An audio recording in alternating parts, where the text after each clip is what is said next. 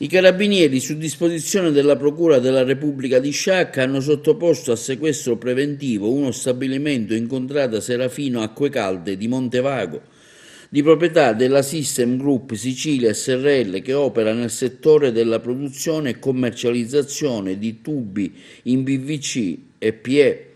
L'azienda avrebbe prodotto materie plastiche in assenza di regolari autorizzazioni sia dal punto di vista edilizio urbanistico che amministrativo e produttivo, in una struttura di circa 20.000 metri quadrati, di cui 4.500 metri quadrati coperti a due passi dal fiume Belice e dalle terme Acquapia, inizialmente destinata all'imbottigliamento di acque minerali.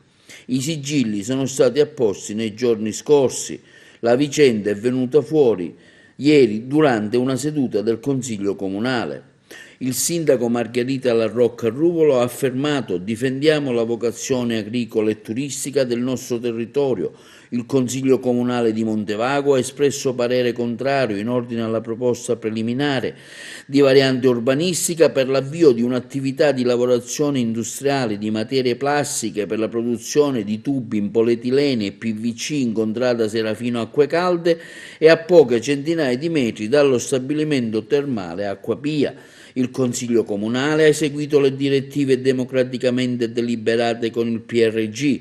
Prosegue la salvaguardia, cioè gli interessi generali. L'impianto ad oggi è posto sotto sequestro preventivo dalla Procura di Sciacca. Anche i consiglieri comunali, in piena libertà, di Montevago hanno salvaguardato gli interessi e la storia della città, individuando come unica area in cui realizzare un simile impianto quella artigianale pensata dalle varie amministrazioni che si sono succedute e collaudata con l'attuale comune luogo deputato a simili attività, per il quale sono stati investiti ingenti somme sia regionali che comunali.